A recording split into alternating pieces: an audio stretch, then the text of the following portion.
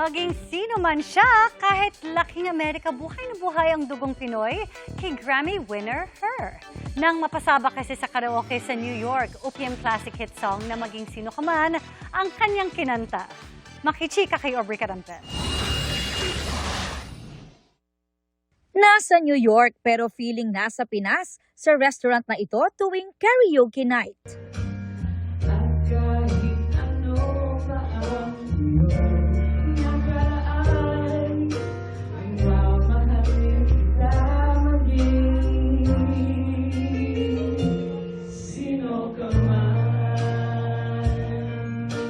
Pero wait, looks familiar ang kumakanta ng OPM hit song na Maging Sino Ka Man.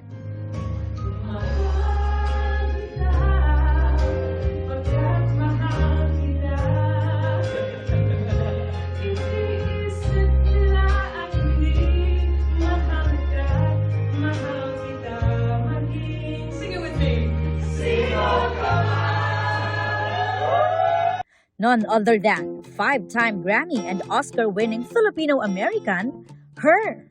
Napa-throwback Thursday tuloy ako sa online interview ko sa kanya noong 2021 nang ikwento niya ang Filipino go-to song niya sa karaoke. Kinanta raw ito ng favorite singer ng kanyang Pinay mom na si Agnes. Growing up, my family listened to a lot of Gary Vee and Sharon Cuneta. That was like my mom's favorite was Sharon Cuneta. So I used to sing Maging Sino Ka Man all the time. That was my Filipino song, my Filipino go-to song.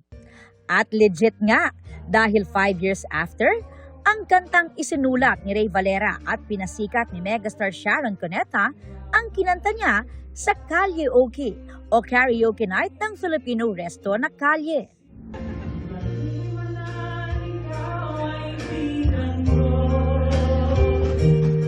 Pinusuan syempre yan ng mga Pinoy nang i-post online. At may comment pa mula sa panganay ni Ate Shawi na si Casey Concepcion. Relate ang marami sa Pinoy bonding na ito.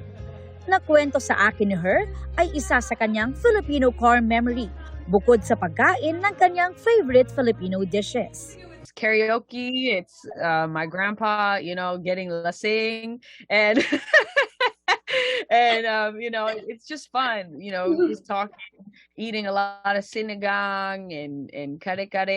Aubrey Carampel, updated sa showbiz happening.